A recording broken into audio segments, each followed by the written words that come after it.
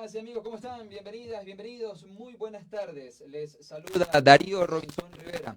Desde la cabina de Radio La Calle, desde la ciudad de Quito, para todo el país y el mundo entero. Les doy la cordial bienvenida al programa Análisis y Coyuntura Política Entre Líneas. Hoy vamos a tener de invitados a Jacobo García, analista político, con quien vamos a hablar un poco sobre el panorama político que vive el país, los recientes pronunciamientos de Jaime Vargas, que es el presidente de la CONAI, el caso Sobornos, como también vamos a hablar. ¿Qué opina Jacobo frente a la reciente visita del presidente Moreno con su par de los Estados Unidos, Donald Trump? Y por supuesto, vamos a hablar sobre algunos precandidatos que ya están en la palestra por ahí, en la opinión pública. Y por supuesto, si nos alcanza el tiempo, también vamos a hablar sobre las funciones del Estado. Y con nosotros más adelante también estará Patricia Carrión. Ella, en cambio, es abogada de la Comisión Ecuménica de Derechos Humanos. Y con ella vamos a hablar un caso que no solo he escuchado en algunos medios tradicionales, como el caso Furukawa. Imagínense. Entonces vamos a hablar qué es el caso Furukawa, qué tiene que ver los trabajadores, cómo se los ha venido tratando. Por ello es importante que ustedes estén conectadas y conectados a través de nuestras redes sociales. En Facebook, Twitter, Instagram, YouTube, nos pueden encontrar como @Radio La Calle. A mí me puede seguir en Facebook como Darío Robinson Rivera en Facebook, en Twitter @Darío Robinson y en las redes sociales de Entre Líneas, en Twitter @Entrelíneas S1 en número. Sean todas y todos bienvenidos. Agradecer también a quien nos acompaña hoy en los controles, como es nuestro compañero Milton Guamán y a nuestro director Santiago Aguilar de Radio La Calle. Bienvenidas y bienvenidos. Darle la bienvenida a Jacobo García. Bienvenido a Radio La Calle, Jacobo. Un gusto, Darío, un gusto estar aquí y a las órdenes. Muy bien. Cuéntenos, ¿cuál es su percepción frente a la reciente visita del presidente Moreno a la Casa Blanca? Tuvo la reunión, acercamiento con Donald Trump. ¿Cuáles son los logros que hemos obtenido? Bueno, antes de los logros, un poco el contexto, que creo que es muy importante, creo que es hasta más importante. ¿En qué momento se da esto? Se da en un momento en el que el gobierno está en unas cifras de credibilidad y aprobación muy bajas, está muy debilitado después de octubre, donde ha tratado varias veces de imponer una agenda de reformas, de ajustes, ¿no?, neoliberales, que no ha visto sus frutos, ¿no?, tanto por la rebelión de octubre como por la pérdida de apoyos en la Asamblea. Y ocurre cuando sus últimos socios, ¿no?, políticos, desde el propio Lasso, a través de la alianza que tenía con Creo y AP en la Asamblea, desde el propio Nebot, que desde octubre empezó a alejarse cada vez más del discurso del gobierno. O sea, creo que es en este contexto, donde hay un gobierno debilitado y aislado, porque además en año preelectoral todos los actores se van a ir alejando progresivamente de él. En ese contexto es en el que Moreno va a Estados Unidos. Entonces, la respuesta de qué logros hay ahí, hay que responderla teniendo en cuenta el contexto. Yo creo que lo principal que se ha ido a buscar ahí y lo principal que están comunicando es el tema de seguridad. Si te das cuenta, se ha hablado mucho de van a dar ayuda y cooperación en temas de seguridad, delincuencia, narcotráfico, terrorismo, en un país donde, que yo sepa, no hay terrorismo. Entonces creo que la agenda, hay un mensaje fuerte detrás de eso, y es un poco buscar la protección, el tutelaje en Estados Unidos, buscar un poco ese aliado internacional que sostenga el año que le queda a Moreno con un capital político prácticamente vacío, ¿no? Entonces creo que por un lado seguridad, por otro lado han hablado un poco de posibles logros económicos, como la firma de un acuerdo comercial dentro de algunos meses, que eso es una hipótesis, ni siquiera es algo concretado, y otro tipo de inversiones que podrían llegar, pero ahí es donde Estados Unidos impone que se aceleren reformas y ajustes en los temas fiscales, en la reforma laboral, en la eliminación del subsidio a la gasolina. Y claro, estaremos de acuerdo que si el gobierno Moreno hace eso, la convulsión social puede volver a encenderse. Entonces, más que logros, lo que creo es que fue una salida inevitable que tenía que hacer el gobierno para coger oxígeno, ¿no? Perfecto. Pero me hablas, por ejemplo, del subsidio, pero primero decían que no, luego que sí, luego que no y ahora que sí. Entonces, ¿tú crees que el gobierno estará preparado para un octubre? Otro octubre. Bueno, si es que van a hacerlo, ya sea por imposición, ya sea porque los propios Estados Unidos o el acuerdo del FMI se lo impone para el desembolso de crédito, inversión y demás, la única forma que tendrían de aguantar eso es, y vamos a decirlo así, hablando claramente, a través de una fuerte represión o de un fuerte autoritarismo. Que si vemos un poco los mensajes de la ministra Romo, del Ministerio de Interior, los propios anuncios de la Casa Blanca, insisto, o sea, el 60-80% de la agenda y los logros, entre comillas, es temas de seguridad.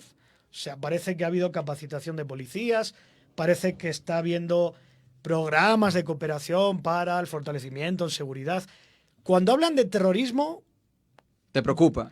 me preocupa porque vuelven otra vez al discurso de octubre, donde declararon terrorismo actos cometidos por los manifestantes en la calle. Entonces, tal vez el mensaje que nos quieren dar es que vendrá el ajuste y si vuelve a haber otro octubre, lo tratarán como terrorismo con el apoyo del país aliado que fueron a visitar. ¿No consideras como un logro, entre comillas, que en los próximos días vendrán a Ecuador profesionales, expertos de los Estados Unidos a capacitar a nuestra fuerza pública? No, yo creo que hay que tener relaciones con todos los países del mundo. Creo en un mundo multilateral donde los países se ayudan y complementan.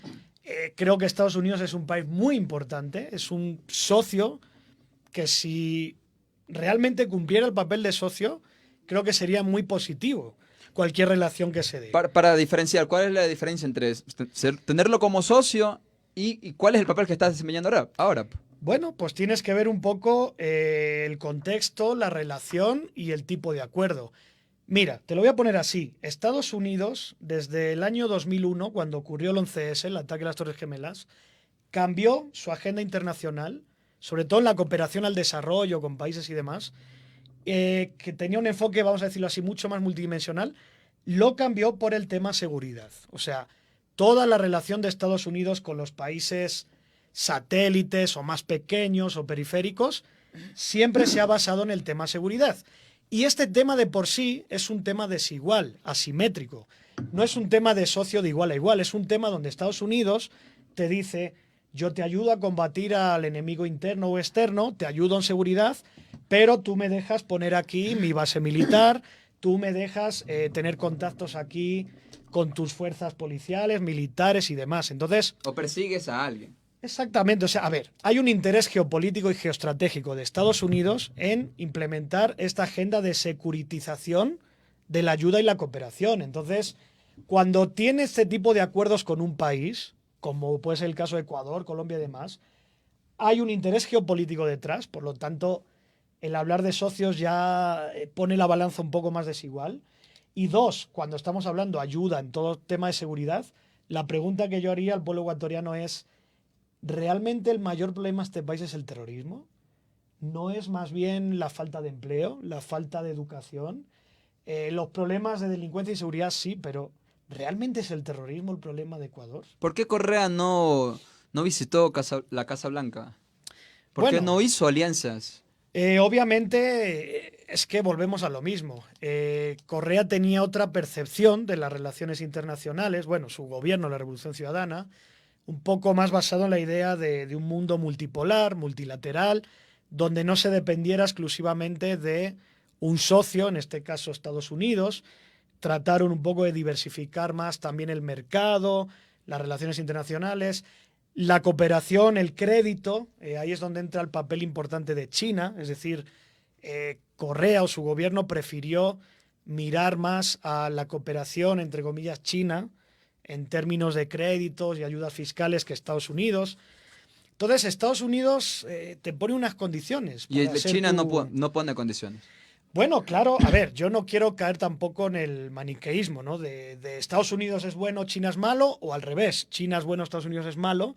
Son potencias, estamos en un mundo multipolar, hay intereses geopolíticos, cada uno tiene sus intereses, pero supongo la lectura del gobierno de Correa en aquel momento fue que la cooperación con China o la relación con China podía ofrecer unas ventajas inmediatas que en ese caso sería superior. Te lo pongo un ejemplo para cerrar, Darío.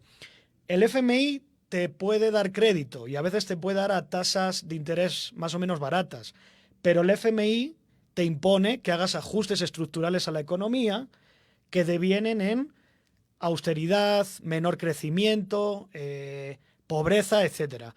En el caso chino, ellos te pueden prestar dinero, pero no te ponen condiciones de ajuste estructural, como hace el FMI. Entonces, en estos matices y en este contexto, entiendo yo que el correísmo, en su momento, miró a otros aliados y dejó un poco de lado a Estados Unidos, y claro, a Estados Unidos no le gustó porque Estados Unidos sigue viendo a América Latina como un patio trasero. Perfecto. Está con nosotros Jacobo García, analista político, con quien estamos abordando algunos temas a propósito del panorama político que vive el país. Una vez que ya hemos hablado sobre la visita del presidente Moreno en los Estados Unidos, ahora es necesario también hablar lo que está pasando dentro del país y evaluar un poco la función judicial. Y me gustaría saber cuál es tu postura frente o cómo ves el caso Sobornos 2012-2016. Uh-huh. Bueno, a ver, es complejo. O sea, creo que esto es el reflejo de la transitocracia. ¿Qué es la transitocracia? Yo lo llamo, porque algunos colegas lo han definido así y me parece que es adecuado. La transitocracia es este tipo de régimen que vivimos desde que triunfa la consulta popular en 2018 y hay una serie de actores que de manera inesperada entran a formar parte del gobierno o de las instituciones o cooptan las instituciones y van definiendo un tipo de régimen que todavía no está finalizado y donde hay una disputa de poder, ¿ok? Y esta disputa, esta transitocracia, lo que hizo fue un poco pues cambiar las instituciones, nombrar a nuevas personas ahí. Y el elemento común que tiene este régimen y todo este periodo de 2-3 años que llevamos viviendo es claramente el impedir que Rafael Correa vuelva al país, más allá de lo que diga el juicio, de la culpabilidad que haya o no, que yo no soy juez ni tengo la formación y capacidad para juzgar eso, pero es inevitable en el contexto político ver que este juicio forma parte de este objetivo claro de la transitocracia, que es tratar de impedir que Correa, la Revolución Ciudadana o cualquier sector que venga de ese campo popular pueda competir en el año 2021. Insisto, más allá de las pruebas que haya o no, más allá de la culpabilidad o no, que no soy la persona indicada, sí hay un contexto donde se ve claramente que acortan los tiempos para que esto pueda entrar antes de las elecciones, donde hay ciertas cosas en el procedimiento y en las formas que hace pensar que hay una motivación política también empujada por este régimen transitocrático, ¿no? Entonces es una pena porque esto yo creo que no le hace bien ni al país, ni a la democracia, ni a las instituciones. Creo que una institucionalidad fuerte debe funcionar por sí misma, independientemente de los tiempos políticos e independientemente de los actores, porque sumemos aquí otro elemento, Darío. Qué casualidad que solo se investigue el caso Sobornos hasta el 2016, justamente para no incluir a lo que fue la campaña de Lenín Moreno en ese caso, o justamente el caso INA Papers, que todavía sigue ahí parado en fiscalía, mientras se apuesta por acelerar este juicio. Esas cosas hacen desconfiar a la gente y hace que lleguemos a un panorama donde la gente no cree en instituciones, no cree en la justicia, y quien pierde al final es el país y perdemos todos. Perfecto. Ahora entramos con el tema del movimiento indígena, que estos días ha dado mucho de qué hablar, para unos positivos, para otros negativos. Hoy justamente en Twitter conversaba con algunos analistas, consultores que decían a propósito del tema de Jaime Varga, que ¿cómo tú le ves a Jaime Varga luego de lo que acaba de decir, que él es si el presidente? ¿Quién es el primer presidente del Ecuador? Lenín Moreno. ¿Y quién es el otro? Jaime Varga. ¿Tú crees que esto lo hace a propósito, por llamar la atención? ¿Es una estrategia de marketing para que los medios empiecen a hablar de él? ¿Será que hay una pelea entre Issa y Varga? ¿Cómo le ves? A ver, primero, creo que hay que descifrar qué significa Vargas para el segmento de la población que simpatiza con él. Es decir, no para la gente que lo odia, no para la gente que lo critica antes de octubre o después de octubre, sino para este nuevo segmento de la población que desde octubre simpatiza con él o ve en él, reconoce en él cierta capacidad, atributo o el papel mismo que tuvo en octubre y por lo tanto estaría dispuesto a tal vez hasta darle el voto. ¿Qué significa Vargas para esa gente? Significa un líder que en octubre logró algo importante en el imaginario de esa gente, que es haber formado parte de una protesta que terminó en bajarse un decreto económico que afectaba directamente la economía de las mayorías. Eso por un lado, y por otro lado representa a alguien que estuvo ahí luchando, que en un diálogo en vivo que vio todo el país, le cantó 4 verdades al gobierno que la gente aplaudió. Que hasta le dijo ministros vagos. Exactamente. Entonces, Vargas en definitiva refleja un sentimiento popular de exclusión, de enojo, de castigo, de enfado con las élites políticas que buena parte de la población siente que no los representa o no los escucha.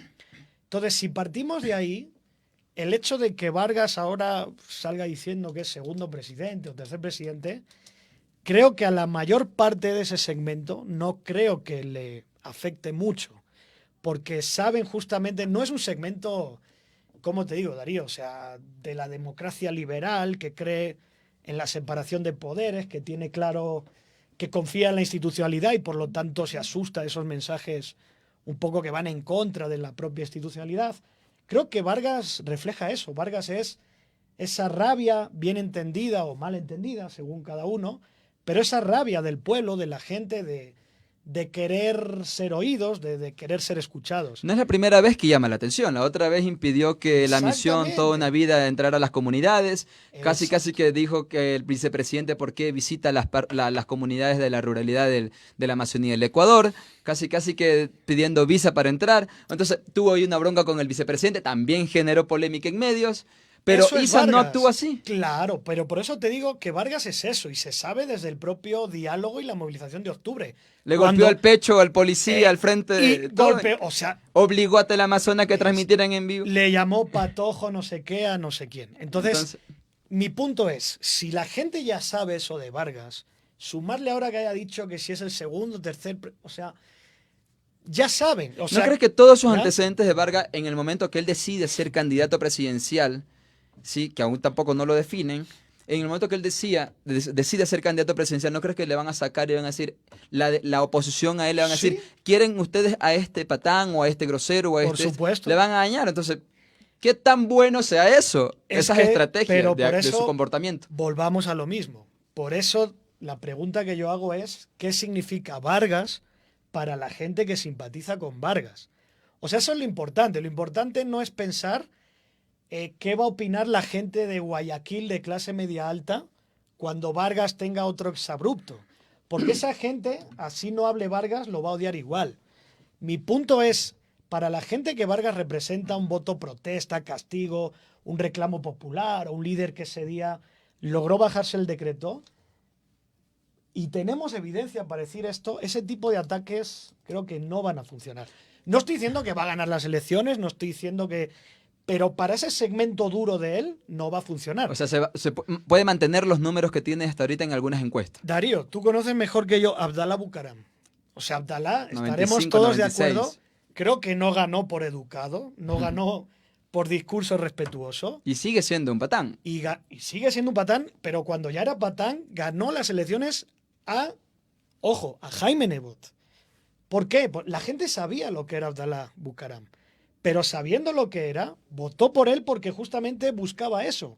Buscaba una persona que terminara con un sistema que la gente consideraba injusto. O sea, Abdalá Bucaram, un homofóbico, un sexista, un xenofóbico, o sea, discriminaba a la mujer y discriminaba a todo el mundo.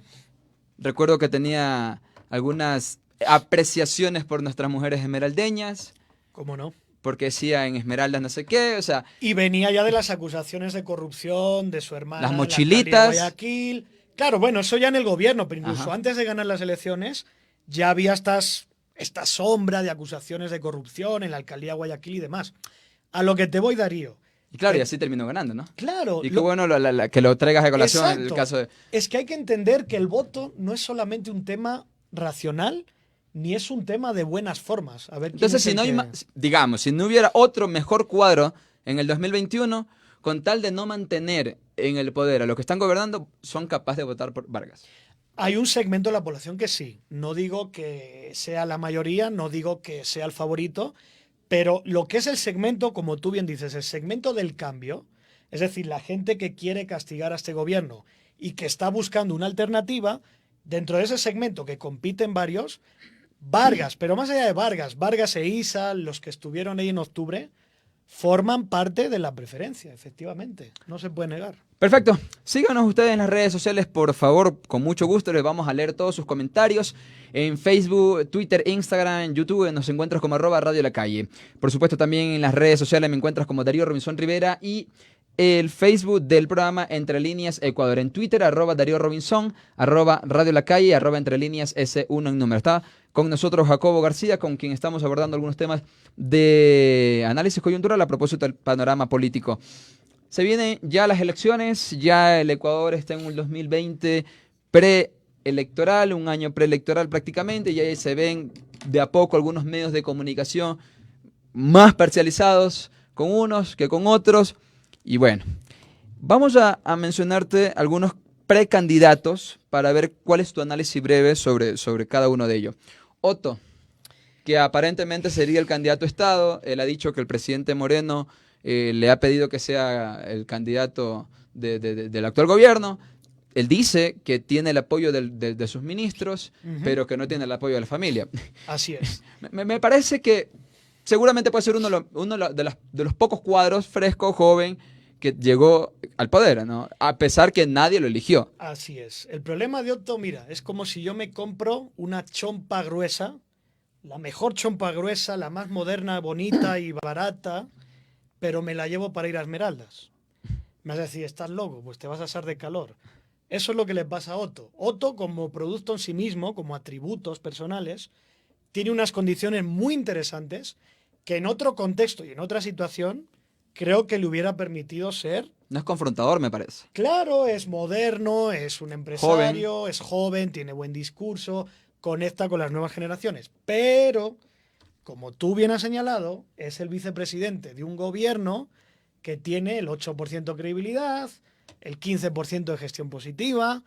Entonces, le va a ser muy difícil quitarse ese estigma cuando él siga aumentando su posicionamiento preelectoral. O sea, al final la gente o buena parte de la población lo ubica ahí. Obviamente con estas condiciones que te comenté, pues puede competir, puede llegar a formar cierta candidatura competitiva. Pero bueno, no creo que sea a día de hoy de los caballos con más opciones, ¿no? ¿Te parece un buen cuadro? No, o sea, digo que... O sea, dentro del gobierno, me parece, digo. No, dentro del gobierno es el único. O sea, María Pablo Romo, no, Sebastián Roldán, no, por Lenin Dios. Moreno. No, pero en absoluto. O sea, el único que justamente puede despegarse un poco de eso es Soto. Porque además Soto tiene o reúne esa simpatía de cierto sector más guayaquileño o más clase mediero guayaquileño. ¿Populista? No tanto, no tanto, sino más ¿Conservador? bien anticorreísta. Más que conservador en valores, te diría, el tema este un poco de millennials empoderados, pero que tengan estas condiciones, como más de Guayaquil y de clase media hacia arriba, que no es un segmento mayoritario para ganar unas elecciones, pero por lo menos le podría permitir disputar una candidatura competitiva, que para venir de este gobierno ya sería un gran éxito, ¿no? Lucio Gutiérrez. Creo que ya es pasado, ya es algo que no la gente ya lo tiene enterrado en su imaginario y como líder, no le veo realmente mucha opción. Dentro del correísmo se mencionan algunos nombres, pero suena fuerte el nombre de la actual prefecta de Pichincha para que sea ella quien lidere las elecciones, las próximas elecciones de 2021 y sea ella la candidata presidencial. ¿Cómo la ves a Paola Pavón? Es que el caso del correísmo es bien complicado porque, mira, y es que La fiscalía está atrás de ellos. Sí, pero verás, antes de llegar al tema del contexto, o sea, la identidad correísta es una identidad fuerte y cohesionada, que a día de hoy, siendo el voto duro correísta en torno al 20-25%, quien pueda llevar esa bandera ya de por sí puede hacer una candidatura competitiva. La pregunta es, tú has señalado a Paula Pavón, pero hay como 3 o 4 por ahí personajes más de los que se habla, que ni siquiera ellos han declarado sus intenciones, que podrían también formar parte en la disputa. La pregunta que yo hago es, ¿esa identidad de voto duro correísta se trasvasa en su totalidad hacia cualquier candidato que lleve la bandera correísta? Esa es la primera pregunta. Y la segunda, que es lo que dices tú, en el caso, por ejemplo, de la propia Paula Pavón, tiene una situación bien compleja, siendo autoridad de la prefectura, teniendo encima este proceso judicial. No sé, creo que muchas cosas tendrían que pasar todavía para imaginar ese escenario. Pero insisto, más allá de si es Paula Pavón o no, creo que el correísmo tiene un gran reto en sí, que es ver quién va a representar la bandera de ese voto duro correísta. No es lo mismo si es el propio Correa, así es Paula Pavón, así es Pirina Correa, así eres tú o soy yo, qué sé yo. O sea, ahí hay un matiz donde ese voto puede cambiar y virarse hacia otra parte. O sea que es complejo el tema. ¿Cuál sería un posible cuadro? No, no le ves. No lo sé. No lo sé porque no he visto tampoco declaración Pero de desde, intenciones. pero desde tu percepción, ¿cuál crees que podría ser unos 2, 3 nombres? ¿Cómo la ves, por ejemplo, a Gabriela Rivadeneira? Que a pesar de estar Es que, fuera del país, claro. entiendo yo que hay gente cercana a ella que le dicen, sabes que tú puedes ser el cuadro. Gente cercana a Paola Pavón, tú puedes ser el cuadro. Gente Sí, cercana sí, a... no, te entiendo. O sea, Te entiendo.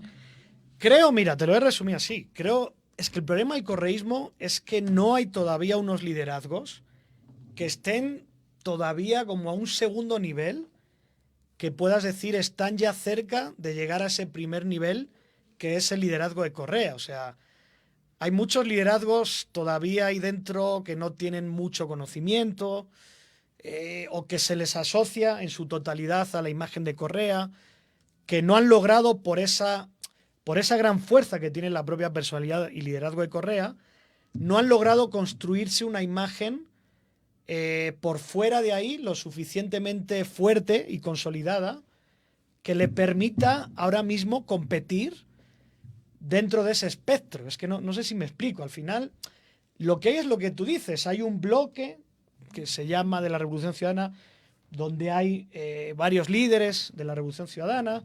Hay alguna autoridad, como puede ser Leonardo Orlando, Paola Pavón, pero insisto, no veo que dentro de ellos haya uno que especialmente haya declarado intenciones o haya uno que especialmente haya formado un posicionamiento, una imagen propia tan fuerte como el nivel de Correa, porque es muy difícil. O sea, la propia identidad correísta, los propios seguidores de Correa, son personas muy fidelizadas por la imagen del propio Correa. O sea, les cuesta también. Y de hecho, tú has visto el debate en redes, Darío, igual que yo. Dentro de las filas correístas, esto de hay que asegurarse que no haya más traición, no hay que confiar en nadie más, solo. o sea, O sigue sea, habiendo el sectarismo dentro de los correístas. O sea, no han aprendido aún lo que pasó en los 10 años. es Sigue habiendo siendo que. sectarios, siguen creyendo que solo son ellos, no les pueden permitir que haya gente de externa. O Es sea, que entiendo, claro, siguen ellos. rodeándose ellos. Claro, Ya me recuerdan a los del entiendo. MPD, a los Unidad Popular al menos, que hoy se lanza el uno de Bueno, alcalde, pero mañana el el otro se lanza... MPD, pero fíjate, el MPD sí es orgánico y tiene estructura. Tiene formación política, que es lo que le ha faltado y le Exactamente. sigue faltando al bloque de la Y el Revolución Ciudadana. MPD, eso es lo que le ha permitido ser un partido que constantemente en 30 años siempre tiene un 3%, pero constante. Que obviamente no le hace hegemónico ni competitivo a muchos niveles, pero como sello partidario, creo que es de la poca izquierda que ahí sobrevive. A ver, yo insisto, no quiero caer en juicios de valores de lo que hacen los correístas, lo que deberían hacer o no. Yo simplemente lo que veo es que tienen una batalla, un debate o un discurso que es muy endogámico, ¿no? Es un tema muy de núcleo duro de ellos, de cómo evitamos la traición, a quién elegimos ahora asegurándonos que no haya traidores.